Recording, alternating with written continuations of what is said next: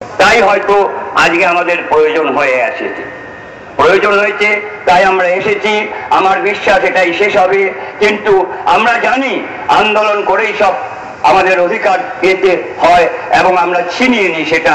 আমি বিশ্বাস করি যে আমাদের মুখ্যমন্ত্রী এই আন্দোলনকে আর বৃহত্তর আন্দোলন করবেন না এবং সেটা যাতে একটা বিপ্লব হয়ে দাঁড়ায় এই জায়গায় উনি ছাড়বেন না। কারণ আমরা দেখে এসছি, আমার একটা কথা মনে পড়ছে, আমরা শুনেছি মহাজন যে পথে করে গমন আমরা হই প্রাতঃস্মরণীয়।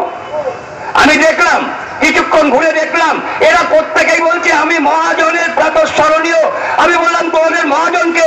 বললাম মমতা ব্যানার্জি। মমতা ব্যানার্জি আমাদের শিখিয়েছে আন্দোলন, সেই মমতা ব্যানার্জি আমাদের মহাজন, সেই মমতা ব্যানার্জি আন্দোলনে উৎসাহিত হয়ে আজকে আমরা এখানে এসেছি, আর কোনো আন্দোলনে উৎসাহিত হয়ে আসিনি। আমি বললাম তাহলে কেন আন্দোলন করতে হলো? বললো ওনার উৎসাহে এসছি, বোধহয় ওনার কানে যায়নি আমাদের দুরাবস্থার কথা।